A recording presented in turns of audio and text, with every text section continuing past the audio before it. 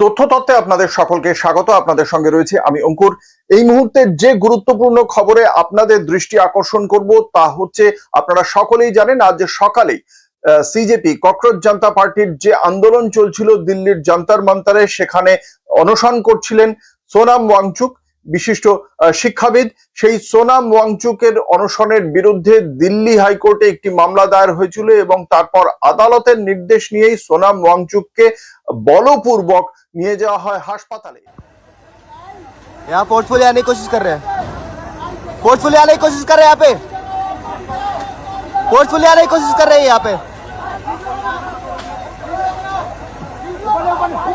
ऊपर नहीं, ऊपर नहीं, ऊपर नहीं, ऊपर नहीं, यहाँ फोर्स कर रहे हैं, पुलिस वाले फोर्स कर रहे हैं यहाँ पे, ये पुलिस वाले फोर्स कर रहे हैं, पुलिस वाले फोर्स कर रहे हैं यहाँ पे, ये पुलिस वाले फोर्स कर रहे हैं यहाँ पे। नहीं नहीं नहीं नहीं नहीं,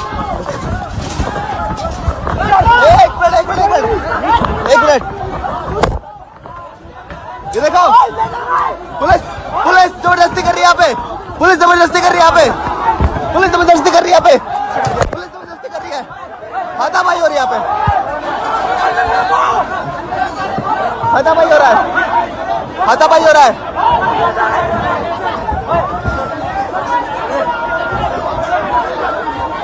सीजेपी के प्रोटेस्ट में हाथापाई हो रहा है सर, क्यों क्यों सीजेपी के प्रोटेस्ट में हाथापाई हो रहा है? ये कर रहे हैं लोग। এবং এই মুহূর্তে সোনাম ওয়াংচুকের স্ত্রী তিনি বড় দাবি করছেন, গীতাঞ্জলি জে আংমো, তিনি বলছেন যে যে হাসপাতালে যে তাকে নিয়ে যাওয়া হয়েছে দিল্লির সফদরজং হাসপাতালে, সেই হাসপাতালে সোনাম ওয়াংচুকের কোনো চিকিৎসা চলছে না। Why you are not letting my phone to be taken up? You understand, sir? Article 32 as a free individual. पहले आप ये समझिए, आई एम ए प्रोफेशनल, मैं मरीज का इलाज। So please be professional. बाकी जो चीजें हैं वो एडमिनिस्ट्रेशन की, उनमें This मेरा is a कोई fundamental right. आपका फोन यहाँ रखा जाएगा, मैं फोन नहीं रखने वाला नहीं हूँ, ना मैं रखूंगा, ना मेरा कोई उसमें मतलब है। ठीक है, पुलिस बाहर लगी है, ये मैंने नहीं लगाई, जो भी हुआ है मेरा जो काम है इलाज I need physical तो आप उससे अगर उनके बारे में बात or I करेंगे, want मेडिकल digital. बारे में बात करें तो मैं कर सकता हूँ, बाकी चीजें I am not answer. Sir, you got him on medical grounds here, Yeah. right? There is nothing नहीं। else happening. Why are we not allowed to take our phone upstairs? Why are we not getting a digital ये copy of आपको the medical administration से report? पूछना पड़ेगा। मैं मरीज की We हालत के have बारे में no बता support सकता हूँ। then for this. You're compelling us और क्या कर सकते हैं? मैं केवल उनकी कंडीशन के बारे में बता सकता हूँ, Right. मेडिकल स्टूडेंट के बारे में। এবং হাসপাতাল তার শারীরিক অবস্থা সম্পর্কে কোনো রিপোর্ট দিচ্ছেন না এবং এই অভিযোগ করেছেন, বড় অভিযোগ করেছেন যে দিল্লি হাইকোর্টের নির্দেশেই তার স্বামীকে নয়াদিল্লির যন্তর মন্তরের অনশন স্থল থেকে সরিয়ে দেওয়া হয়েছিল। এই যে দাবি দিল্লি পুলিশের, এই দাবিও তিনি বলছেন যে এটা ভুল দাবি, এই দাবি খারিজ করে দিয়েছেন তিনি। वे उन्हें जंतर मंतर की साइट से यहाँ पर लाया गया बिना उन्हें बताए या बिना मुझे बताए, और कल शाम को ही सफदरजंग के ही डॉक्टर्स ने उनका चेकअप किया था और सारे वाइटल्स नॉर्मल थे और पोटेशियम उनका 4.3 था शाम को 4:15 बजे। लेकिन अभी हमें कह रहे हैं कि पोटेशियम 2.9 हो गया है और लाइफ थ्रेटनिंग है। लेकिन जब हमने कहा कि रिपोर्ट दिखाइए, क्योंकि हम बिना रिपोर्ट के कुछ भी उनको देना नहीं चाहते हैं, मैंने क्लियरली ये कहा है कि कुछ भी ओरल या इंट्रावेनस बिना मेरी कंसेंट के उनको नहीं दिया जाएगा, और जो भी दिया जाएगा वो रिपोर्ट के बेसिस पे दिया जाएगा। लेकिन वो हमें वो रिपोर्ट दिखा तो रहे हैं जिसमें 2.9 है उनका पोटेशियम, लेकिन दे नहीं रहे। तो इसीलिए ये ट्रांसपेरेंसी की वजह से मुझे ये ट्रस्ट में प्रॉब्लम आ रहा है। और ऊपर से अगर ये मेडिकल ही इशू था तो इतने पुलिस यहाँ क्या कर रही है? और सेकेंडली हमारा फोन हमें क्यों नहीं ले जाने दिया जा रहा सोनम को? तो ये जैसे सफदरजंग हॉस्पिटल नहीं है, जैसे सफदरजंग प्रिजन है, ऐसा लग रहा है। इतने सारे पुलिस हैं उस फ्लोर पे, और जो 2.9 ये कह रहे हैं जिसके बेसिस पे ये इंट्रावेनस देना चाहते थे पोटेशियम, जो मैंने मना कर दिया है, वो 2.9 मेडिकली पॉसिबल नहीं है कि एक ही शाम में 4.3 से 2.9 आ जाए। যারা এই যে ইস্যুটি সম্পর্কে আপনারা যারা অবগত নন তাদের জন্য জানিয়ে রাখি, গত 3রা মে পরীক্ষা হয়েছিল নিটের, যেটা সর্বভারতীয় মেডিকেল জয়েন্ট পরীক্ষা, এবং সেই মেডিকেল পরীক্ষায় তেসরা মে যে পরীক্ষা হয়েছিল তার প্রশ্নপত্র ফাঁস হয়ে যায়। প্রায় 22 লক্ষ পরীক্ষার্থী পরীক্ষা দিয়েছিলেন, তারপর সেই প্রশ্নপত্র ফাঁস হয়ে যায়। তারপরে 12ই মে সেই বিষয়ে কেন্দ্রীয় শিক্ষা মন্ত্রকের পক্ষ থেকে এই বিষয়ে সিদ্ধান্ত নেওয়া হয়। সিবিআই এই ঘটনার তদন্ত শুরু করেছে। শেষ পর্যন্ত 13 জন গ্রেপ্তার হয়েছিলেন, কিন্তু এরপরে 21শে জুন পরবর্তী পরীক্ষার তারিখ স্থির হয়। কিন্তু এই যে 22 লক্ষ পরীক্ষার্থী পরীক্ষা দিয়েছিলেন প্রথমবার 3রা মে, সেখান থেকে সংখ্যাটা সামান্য হলেও কমেছে বলে বিক্ষোভকারীদের বক্তব্য। এবং এরই মধ্যে অন্তত 20 জন পড়ুয়া যারা ওই পরীক্ষায় অ্যাপিয়ার করেছিলেন, তাদের মধ্যে 20 জন পড়ুয়া আত্মহত্যার পথ বেছে নিয়েছেন। তাদের মধ্যে অধিকাংশই প্রশ্নপত্র ফাঁসের জেরে তাদের ভবিষ্যৎ বড় সংকটের মুখে পড়ে যায়, এমনই জানিয়েছিলেন বিভিন্ন মানুষ, বিভিন্ন ছাত্রছাত্রী। তারা বিভিন্ন জায়গা থেকে অর্থ নিয়ে এই পরীক্ষার জন্য বসেছিলেন এবং সেই পরীক্ষার প্রশ্নপত্র ফাঁস হয়ে যাওয়ার পর সেই পরীক্ষাকে বাতিল ঘোষণা করা হয় এবং তারপরেই এই নতুন করে পরীক্ষার সিদ্ধান্ত ঘোষণা করা হয়। এবং তার ফলে বহু মানুষ মানসিকভাবে আর্থিকভাবেও বড় ধাক্কা পেয়েছেন এবং তারপরেই অন্তত 20 জন আত্মহত্যা করেছেন বলেই দাবি করা হচ্ছে ককরোচ জনতা পার্টির পক্ষ থেকে। এবং তাদের পক্ষ থেকেই এই মুহূর্তে দিল্লির জান্তার মান্তারে শিক্ষামন্ত্রী ধর্মেন্দ্র প্রধানের ইস্তফা চেয়ে, পদত্যাগ চেয়ে তারা দাবি করে তারা সেখানে বিক্ষোভ প্রদর্শন করছেন। এবং তাদের সেই দাবিতেই সামিল হয়েছিলেন বিশিষ্ট শিক্ষাবিদ, লাদাখের শিক্ষাবিদ সোনাম ওয়াংচুক। তিনি বলেছিলেন যে 27শে জুনের মধ্যে যদি কেন্দ্রীয় সরকারের পক্ষ থেকে এই বিষয়ে সুনির্দিষ্ট কোনো বার্তা না দেওয়া হয়, তাহলে 28শে জুন থেকে তিনি অনশন শুরু করবেন। এবং 28শে জুন থেকে তিনি অনশন শুরু করেছিলেন এবং আজকে 18 তারিখ, আজকে সকালে তাকে নিয়ে যাওয়া হয়েছে। আপনারা সকলেই বুঝতে পারছেন গত 20 দিন ধরে তার এই অনশন চলছিল এবং আজকের তাকে নিয়ে যাওয়া হয়েছে জোর করে। পুলিশ তাকে নিয়ে গিয়েছে, ইতিমধ্যেই তারকে নিয়ে যে বলপূর্বক দিল্লি পুলিশ তাকে নিয়ে গেছে। এবং দিল্লি পুলিশ বলেছে যে আদালতের নির্দেশ আছে এবং সেই নির্দেশ মেনেই সোনাম ওয়াংচুককে হাসপাতালে নিয়ে যাচ্ছেন চিকিৎসার জন্য। এবং তার প্রেক্ষিতে অভিজিৎ দীপকে, ককরোচ জনতা পার্টির নেতা, তিনি ইতিমধ্যেই তার পক্ষ থেকে তিনি পরবর্তী অনশন অনির্দিষ্টকালের জন্য অনশন শুরু করে দিয়েছেন। তিনি টুইট বার্তায় সে কথা ঘোষণাও করেছেন। उनको पार्लियामेंट मार्च करना था, लेकिन जो ये पुलिस वालों ने आज किया है, he was not a criminal। जैसे आप उनको छुपा कर लेकर गए शीट्स के अंदर,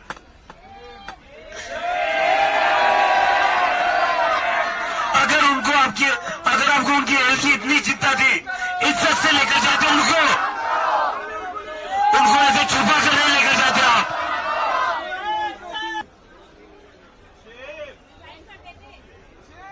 शर्म करो आप लोग थोड़ी। और अगर अभी 16 के बाद मैं अंग्रेज पर बैठ रहा हूं, लेकिन ये लोग इसको भी तोड़ने की कोशिश करेंगे। अगर ये लोग जंतर मंतर का प्रोटेस्ट तोड़ेंगे, जंतर मंतर को तोड़ेंगे, तो मैं सभी लोगों से अपील करता हूं, ये प्रोटेस्ट हम लोगों का, सिर्फ हम लोगों का नहीं था, ये तो हम सभी के लिए कर रहे थे। अगर जंतर मंतर को ये खत्म कर देते हैं तो देश के हर एक कोने में जंतर मंतर बनाने की जनता की जिम्मेदारी है। इसके बाद देश के हर स्टेट में, हर डिस्ट्रिक्ट में एक जंतर मंतर बना दो और वहां पर वैसे ही प्रोटेस्ट करना जैसे यहाँ पर 1 महीने से चला आ रहा था। वहां पर वैसे ही प्रोटेस्ट करना जैसे सोनम सर यहाँ पर खुद सफर करके 20 दिनों से बैठे हुए थे। और जिन जिन लोगों को लगता है कि वो इस प्रोटेस्ट को खत्म कर सकते हैं, हमारी आवाज दबा सकते हैं, उन लोगों को बता दो अब आवाज दबेगी नहीं हमारी।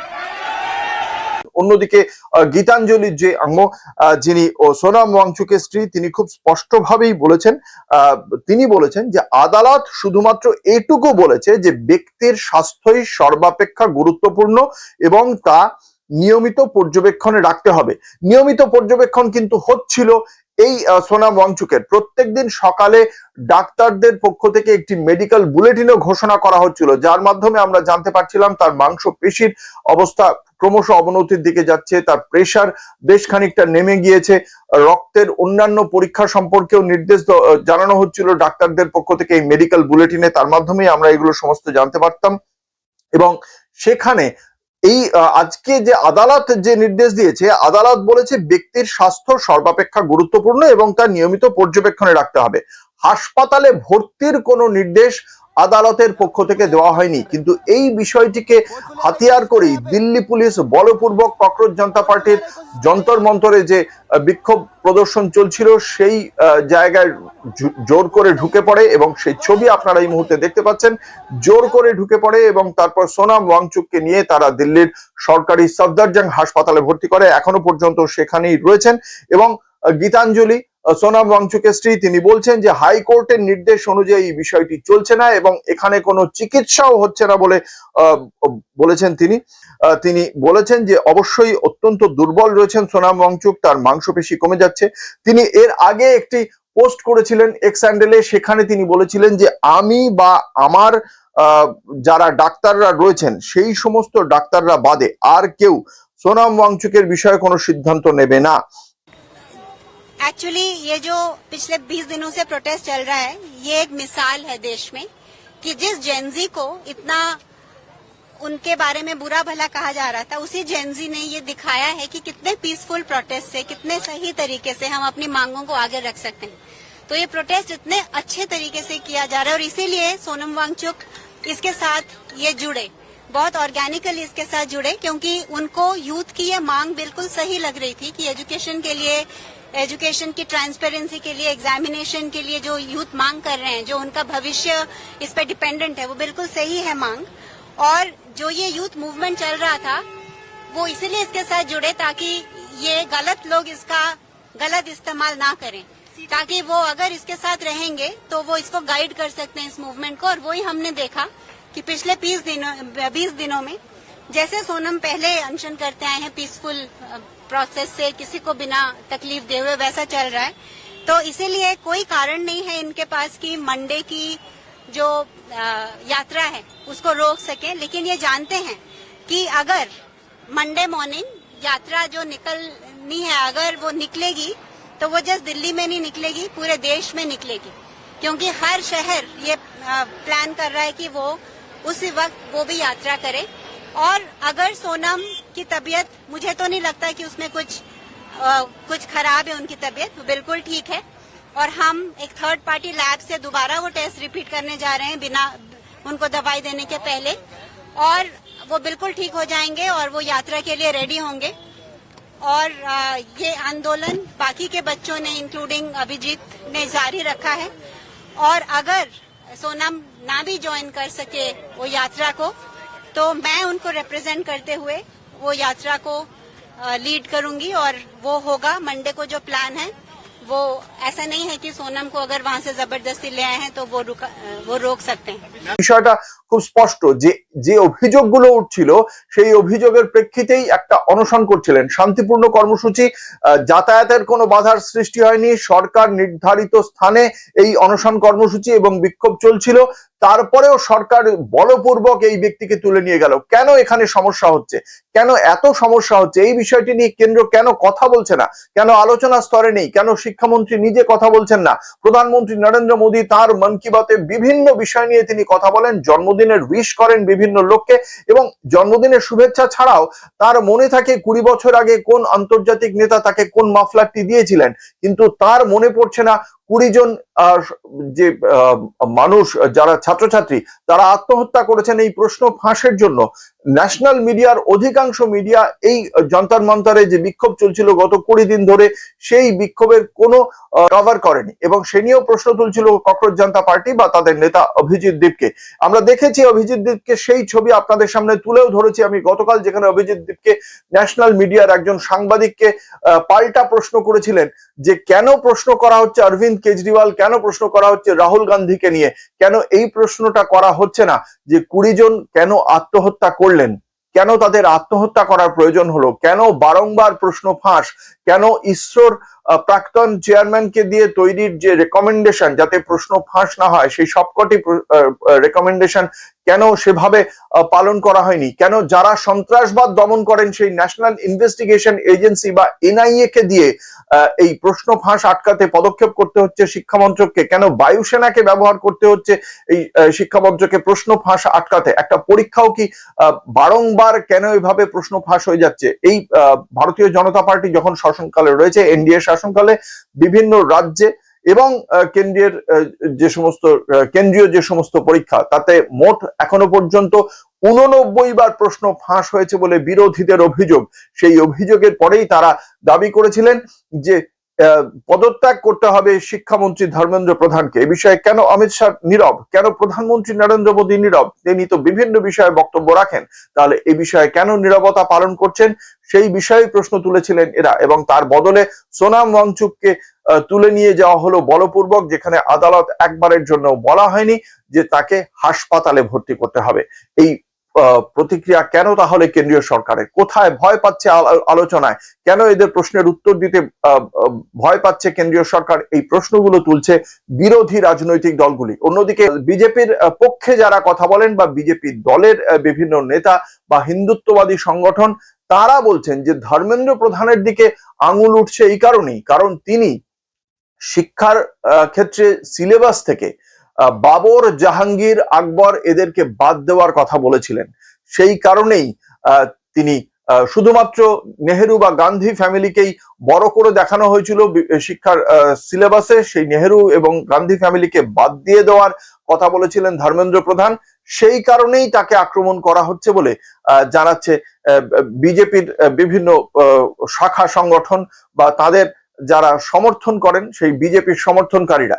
ফলে প্রশ্ন উঠে যাচ্ছে যে যদি তাই মনে হয় শিক্ষামন্ত্রী ধর্মেন্দ্র প্রধান এই কাজগুলো করছেন, সেটা সঠিক করছেন, তাহলে একই সঙ্গে তার জমানায় হওয়া এতগুলো পেপার লিক বা প্রশ্নপত্র ফাঁস নিয়ে কেন প্রশ্ন উঠছে না? তার জবাব দিতে কেন ভয় পাচ্ছেন শিক্ষামন্ত্রী ধর্মেন্দ্র প্রধান?